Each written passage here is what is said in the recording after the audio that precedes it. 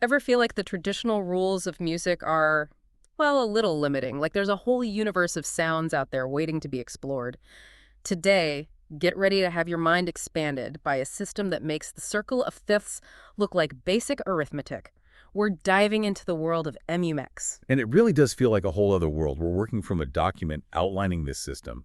And even just skimming it, you can tell it's incredibly dense, almost like a scientific treatise on a whole new musical language. Right, and it's the brainchild of Louis Siciliano, a musician who clearly isn't afraid to blur the lines between music, math, and even physics. Hmm? We're talking Fibonacci sequences, fractals, even concepts from cosmology, like the Big Bang. What's fascinating is that it's not just about throwing complex terms around.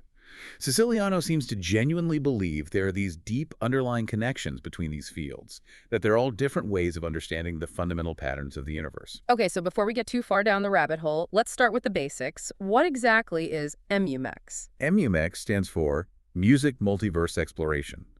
And true to its name, it envisions music not as a single system, but as a vast multiverse with different universes of sound, each with its own unique set of rules. So instead of just thinking about major and minor keys, we're talking about entire sonic universes operating on completely different principles. It's like those sci-fi movies with parallel dimensions, but for music. Precisely. And just like in those movies, there are ways to travel between these universes. Siciliano calls this the commutative force, represented by the letter Z. What's so cool is that Z can have different values, and by changing its value, you essentially change the way these universes connect and interact.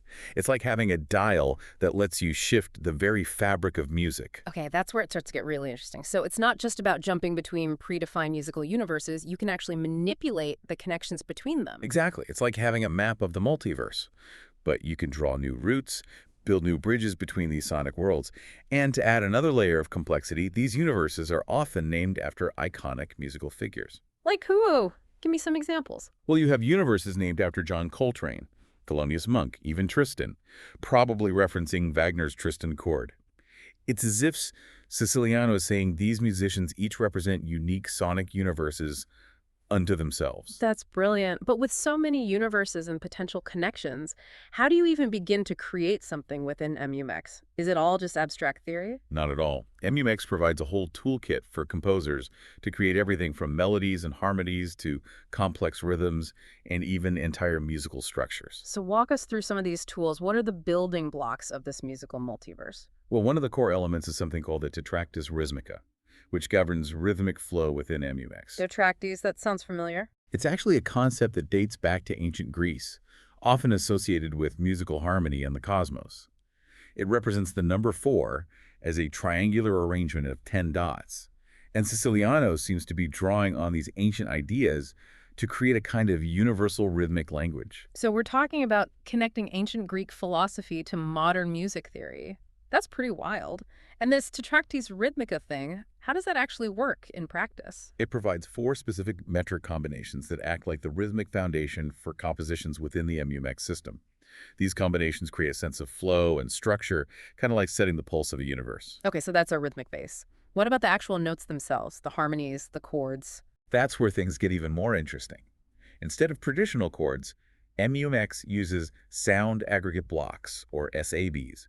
Imagine them like chords, but with an added dimension of flexibility. Okay, I'm intrigued. What makes them so flexible? The cool thing about SABs is that their function can change depending on the bass note played beneath them. So the same group of notes can have completely different harmonic qualities depending on the context. It's like each SAB has multiple personalities just waiting for the bass note to bring them out. So we've got these universes of sound, these rhythmic frameworks, these shape-shifting chords. It's a lot to take in, but in the best way possible. And we're just getting started. What really makes MUX so fascinating is that it doesn't just give you these building blocks. It provides tools for manipulating them, for creating movement and evolution within the musical fabric. Okay, now you're speaking my language. Give me an example. How do you actually use these tools to compose something? Imagine taking a simple melody, something you might hear in the alpha universe, which is kind of like MUMX's home base, musically speaking. Now imagine projecting that melody into the Monk universe with its angular melodies and unexpected harmonies. Okay, so it's like taking a simple folk tune and suddenly giving it this Thelonious Monk twist. Exactly. That's one of the techniques Siciliano outlines called projections. You're essentially taking a musical idea and refracting it through the lens of a different universe, creating something entirely new in the process. That's incredibly cool. And I'm guessing there are other techniques for manipulating these musical ideas. Absolutely. There's mirroring, where you create a symmetrical reflection of a musical phrase or structure. So like a musical palindrome, that's pretty neat. Precisely. It's about exploring the inherent symmetries and patterns within music. And then things get really interesting with the 7 stages of quantum expansion. Okay, quantum expansion. I'm not even going to pretend I know what that means, but you've definitely got my attention. Break it down for me. Think of it as a framework for developing a musical idea through 7 distinct stages, each representing a different aspect of growth and transformation. Siciliano actually connects these stages to concepts from physics, like expansion and contraction, harmony, and dissonance. So it's like taking the fundamental forces of the universe and using them to shape the evolution of a musical piece. Exactly. It's a way of bringing this cosmic perspective to the creative process. And each stage has its own unique characteristics and challenges for the composer. That's amazing. It's like each stage is a new level in a video game with its own obstacles and rewards. I like the way you think. And just like in a video game, you need certain tools and strategies to navigate these stages successfully. That's where structural pivots come in. Structural pivots. Okay, I'm sensing another cosmic metaphor coming on. You're not wrong. Think of these pivots as stable points of reference within the ever-changing landscape of MUMEx. They're defined by specific intervallic patterns, and they act like musical landmarks, helping you navigate the complexities of the system. So if I'm understanding that correctly, we've got these expanding musical universes, these techniques for manipulating sound, and now these pivots that act like guideposts within this vast sonic landscape. Exactly. It's like having a map and compass for navigating uncharted musical territory.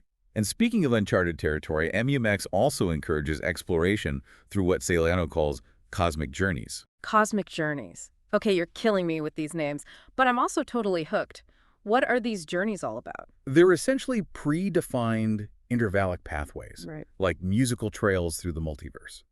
Siciliano provides the starting point and the general direction, but it's up to the composer to explore these pathways, to see where they lead, and to discover what sonic wonders they might hold. So it's like he's giving you a map with a dotted line and saying, go explore, see what you find. Exactly. And you might stumble upon something truly unexpected, like a spatial corridor. Okay, another cool name. I'm starting to think Siciliano missed his calling as a science fiction writer. Right. But in all seriousness, spatial corridors are these hidden connections between universes that aren't explicitly defined in the system. So they're like secret passages, wormholes in the fabric of music. You got it. They add an element of surprise and improvisation, allowing composers to break free from even the flexible rules of MUMEx and discover completely new sonic possibilities. It's like suddenly finding a shortcut through the multiverse. This is blowing my mind. We've gone from talking about chords and scales to exploring entire musical universes with hidden pathways and cosmic shortcuts. But I have to ask, with all this talk of universes and dimensions, does MUMEx ever move beyond the realm of sound?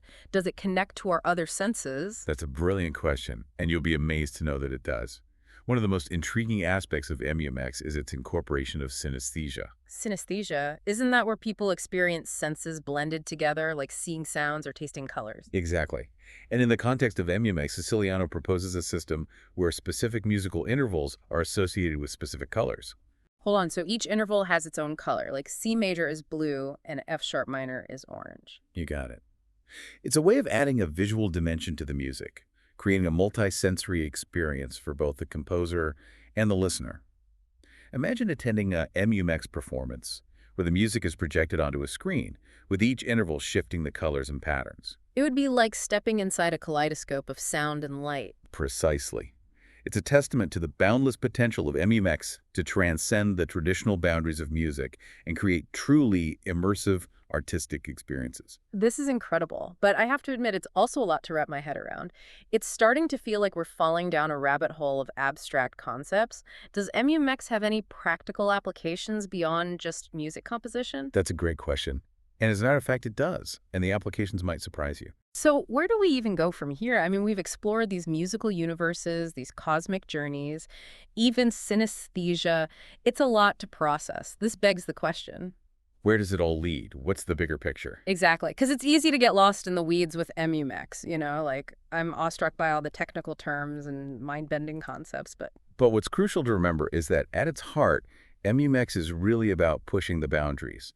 It's about how we think about music, creativity, even the universe itself. almost like Siciliano is saying, what if music could be a tool to understand like the very fabric of reality? And he doesn't just stop at music. The document suggests MUMEX could have applications in, well, fields as diverse as AI, quantum physics, even architecture and political systems. Wait, hold on. Architecture and politics, how does that work?